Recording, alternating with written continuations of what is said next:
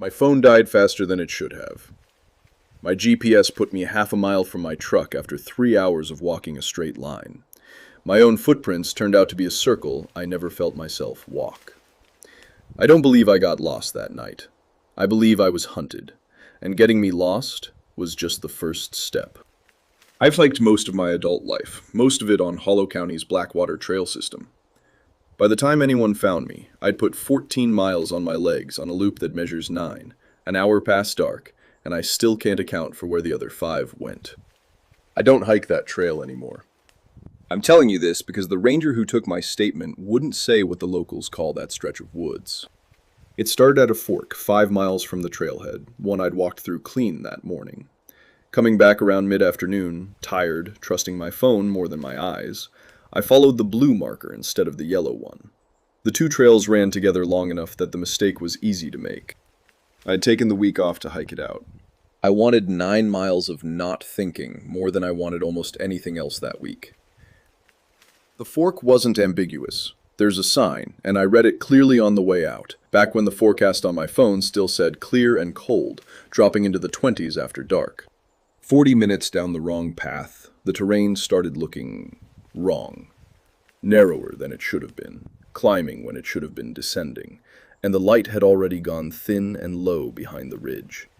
That's when I checked my phone, and it was already down to 11%, which stopped me cold, because I had left the trailhead that morning at a full charge and hadn't touched the screen since lunch. The cold at elevation was eating the battery faster than I expected. The weather widget behind the map app said 22 degrees by midnight, and I killed the phone right there to save what was left and pulled out the paper map instead. Nobody warns you about paper maps. They only work if you already know, with some confidence, where you are on them. And 40 minutes down an unmarked wrong turn, in country that looks the same in every direction, is exactly the situation where you don't. I made the call to backtrack the way I'd come, rather than push forward on an unknown trail, which I still think was the right call, strategically. I just didn't account for how hard backtracking actually is once daylight starts going. Everything looks different walking the opposite direction than it did on the way in, and shadows do something to a familiar landmark that makes it unfamiliar again. The sun was down below the ridgeline by the time I found what I was sure was my own trail of footprints in a muddy switchback. The relief of that felt almost physical. A clean set of boot prints, my stride, heading in the direction I needed to go. Proof I'd actually walked this ground before and could walk it again in reverse. I followed them. For maybe 15 minutes I followed them with real confidence. Right up until I crouched down at a soft patch of trail to check my footing in the dying light, and noticed the tread pattern was wrong. I wear a specific boot, a brand I've bought 3 pairs of over the years because the fit is right for my foot. The sole is built the way most good hiking soles are, aggressive chevron lugs cut deep through the center for grip, and a harder, shallower band of rubber running the outside edge that wears smooth on purpose so the boot holds its shape on rock instead of blowing out early. The prints I was following had the center chevrons, close enough that in bad light I'd mistaken them for mine, but that outside band was missing, like whatever made them had the grip and none of the edge support. Whoever made these prints was wearing something built close to my boots, not the same. I told myself, standing there in the fading light with my pulse doing something I didn't love, that other hikers used this trail, obviously, and that a similar boot from a similar outdoor brand wasn't remotely strange. The smart move was still to follow this trail, because trails get walked by people trying to get somewhere, and somewhere was better than nowhere. The stranger's prints didn't stay in one place relative to mine. Behind it first, when I checked back over my shoulder near the switchback where I'd first noticed them, level with my own stride within a few hundred yards after that. Then, by the time I made myself stop counting, just slightly ahead, like it had matched my pace once and already knew where I was going. I found the burned tree around the time full dark set in. A big, black, split trunk, lightning struck long before I was born, cracked down the middle like something had pried it open by hand. It stopped me. A tree that size, that distinctive, doesn't belong on a stretch of trail I'd already walked twice that day without noticing it once. I stood there a full minute, telling myself I'd simply missed it in daylight. The trees get overlooked. before I made myself keep walking. 20 minutes later, flashlight now my only light, I found it again. I hadn't turned around. I hadn't doubled back on purpose. As far as my own sense of direction could tell me, I'd been walking a straight, continuous line away from that tree the entire time. Downhill, the way the trail was supposed to run, back toward the parking area. And there it was again. The same split trunk, close enough that the burn scar's shape was unmistakable. Like the woods had folded themselves in half and put the same 20 minutes back in front of me. I did the thing you're supposed to do when you can't trust your own sense of direction anymore, which is pick a fixed point and walk a compass bearing off it instead of trusting your feet. I didn't have a compass, only the compass app on my phone. That's changed since. It's one more thing I pack differently now. That night, I spent almost my whole remaining battery getting one clean bearing due south, the direction I knew, from the paper map, would eventually intersect the county road, even if I missed the trailhead itself by a mile in either direction.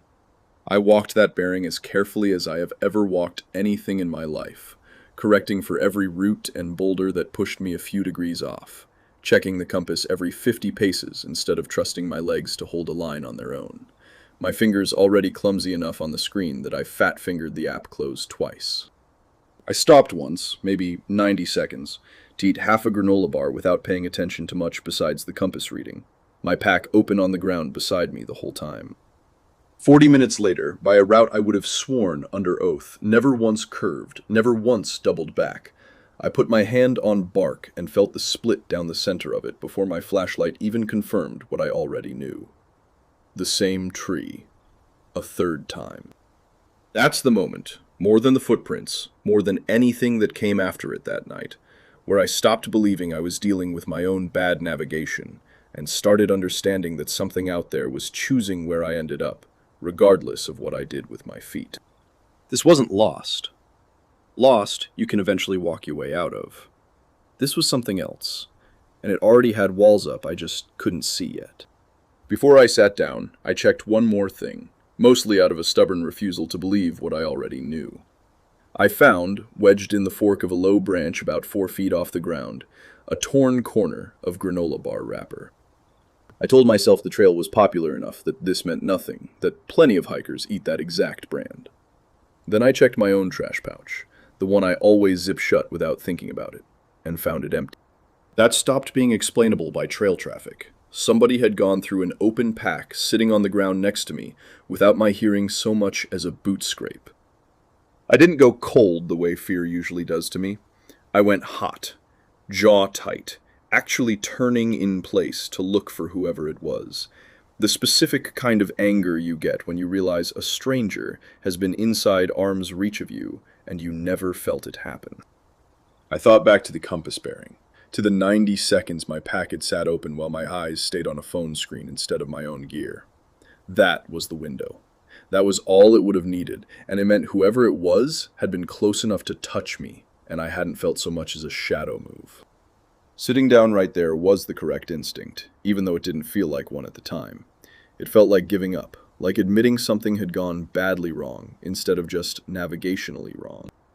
I got my phone out, down to 6% now, and forced myself to turn the GPS on for 30 seconds, long enough to get one location fix before killing it again for good. The fix put me less than half a mile as the crow flies from the trailhead parking lot. Half a mile, after close to 3 hours on foot since the fork. The tree had already told me what that meant. I stopped trying to walk out of it. Search and rescue couldn't fully explain what happened next either. What the GPS track showed, once they pulled it off my phone the next day, was a loop. Not a rough approximation of a loop. Not a wandering, disoriented zigzag, which is what you'd expect from someone lost and stressed in the dark. An almost geometrically clean circle, 6/10 of a mile across, walked twice, over roughly 2.5 hours, while I believed with total, physical certainty that I was moving in a straight line the entire time.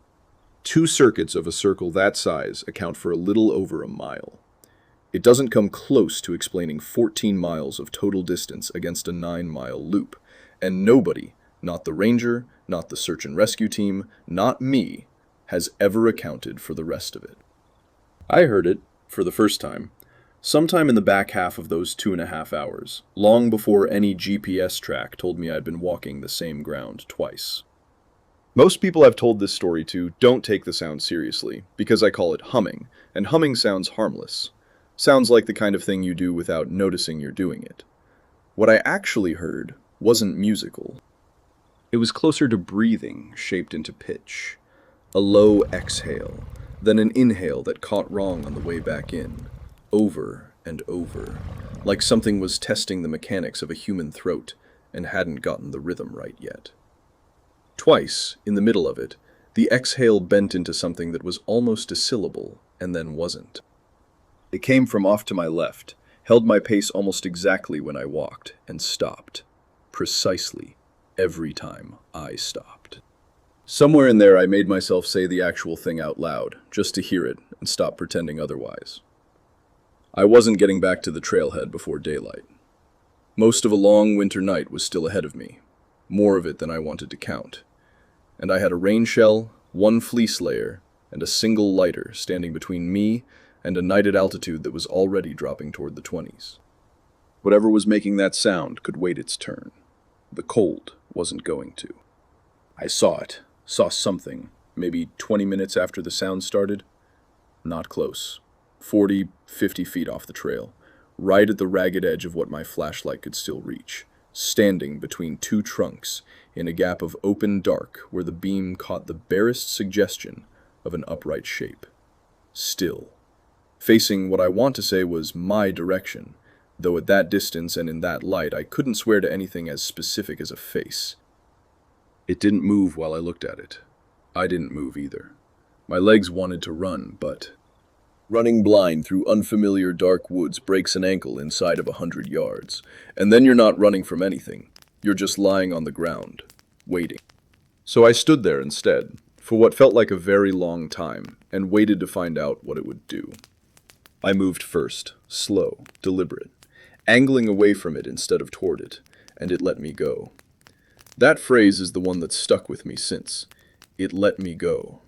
Because nothing about the physical situation would have stopped it from closing that 50 feet in about 4 seconds if it had wanted to.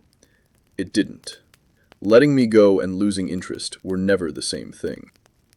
I'd already told myself I was staying out here. Knowing it and feeling it in my hands were two different things. The cold had stopped being background noise somewhere in the last hour, and it was done waiting for me to act on the decision I'd already made. A rain shell, one fleece layer, gloves built for October mornings, not for a night stalled out above 3,000 feet with the wind starting to move. No bivvy, no sleeping bag. A single lighter, half a book of matches gone soft with sweat, and maybe 40 minutes of usable flashlight left if I was careful with it. None of it was built for what the night was about to ask of it, and neither was I. My hands told me first. I fumbled the zipper on my pack 3 times before I got it, my fingers slow and clumsy in a way they hadn't been an hour earlier. When I tried to count out loud how many hours until first light, I said the wrong number twice and didn't catch it until the 3rd try. That told me what I needed to know. Getting a fire going wasn't comfort anymore. It was the whole plan. I picked my spot by the rules, not by what felt right in the dark, which wanted me low, close to the trail, out of the wind. Low was wrong.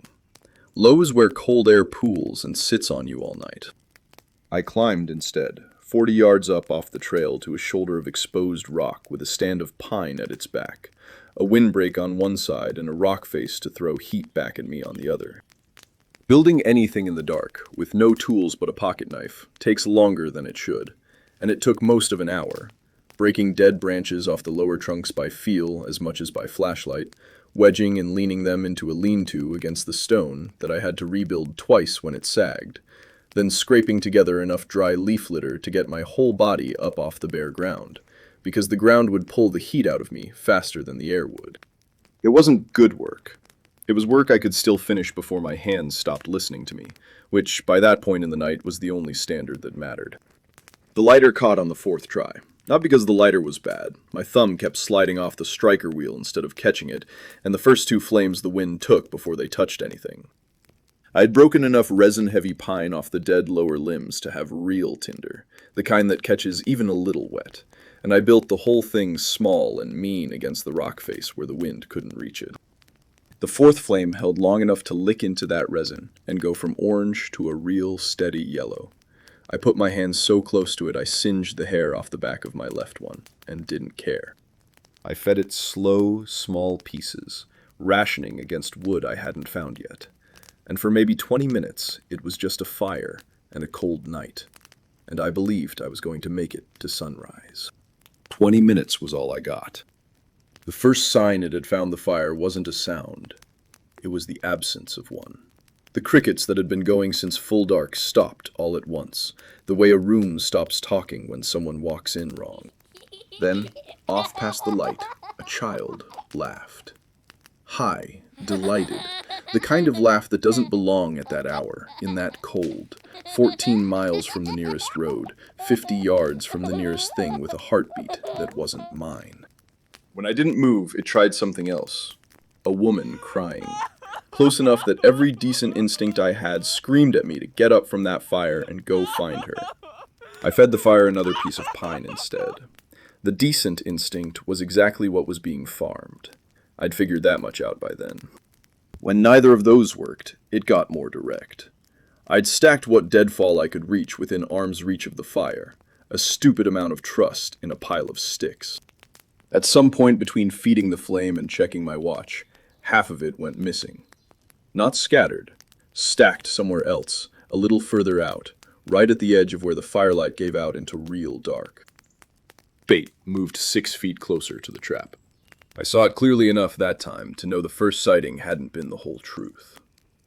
It came into the very edge of the firelight to take the wood, close enough that I finally understood why that first shape at 50 feet hadn't scared me as badly as it should have.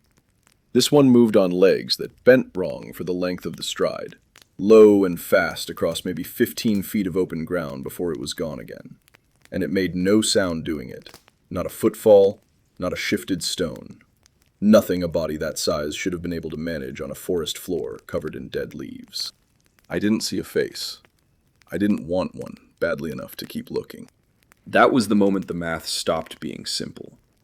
The fire was the only thing standing between me and a night I might not shiver my way through. It was also the reason something was circling closer, instead of leaving me alone the way it had the first time I saw it. Starve the fire, and I was better hidden and worse off in every way. The cold could get to me. Feed it, and I was warm and lit up like a sign. I fed it. Looking back, I'm not sure there was ever a version of that choice where I didn't. It worked the dark around the edge of the firelight in a rough circle after that, and every time I turned to track a sound on one side, whatever made it was already gone from there and starting up on the other. Walking me the way you'd walk a spooked animal toward a chute without it ever feeling a hand on it. By the time I saw what it was doing, it had already moved me. My back was to the rock face, which had felt like protection 20 minutes earlier, and now just felt like the one direction I didn't have left. It came out of the dark on my left side faster than anything that size should be able to move, and instead of freezing the way every other hour of that night had trained me to, I grabbed the nearest burning branch out of my own fire and swung it in front of me. It stopped, close enough that I heard the sleeve of my jacket tear where something caught it going past, though when I finally checked myself over at the hospital hours later, there wasn't a mark on the skin underneath. 4 feet away, maybe less, and for 2 or 3 seconds neither of us moved, the fire the only thing either of us seemed to respect. Long enough to see that 4 feet of it was too tall, and off balance in a way that should have put it on the ground and didn't, before it was gone again, and my eyes couldn't hold on to anything more specific than that. I wasn't going to win a fight with whatever had just closed that distance in under a second. The fire was the only thing I had, and it was already starting to gutter in my shaking hand. I ran. Not toward the trail, I'd lost any real sense of where the trail was hours before. Just away, downhill, the burning branch throwing enough light to keep me from putting a foot straight into a drop I couldn't see the bottom of. Whatever was behind me wasn't running the way a person runs. I could hear it in the brush, not footsteps, something that should have slowed it down and didn't. Twice I felt the air change at my back before I heard anything, and both times I cut sideways instead of holding a line, hard, without deciding to. Both times, Whatever had closed the gap went past me into empty dark instead of finding what it was reaching for. The third time, I didn't get the chance to cut anywhere. I went down hard over a root I never saw, opened my palm on a flat rock, catching myself, and came up already moving because there wasn't time yet to feel what I'd done to my hand, the branch somehow still burning low in my other fist. I don't know how close it got while I was on the ground. I know something passed directly over me, low and fast enough to move the air against the back of my neck. And then the dark behind me went quiet, in a way that felt worse than the noise had. I don't know how long I kept moving after that, only that at some point the branch had burned down to a coal I was still carrying, and the sound started again, off to my left, low. That same breath-shaped thing from earlier in the night. This time it found words inside it faster than it had before. My own name!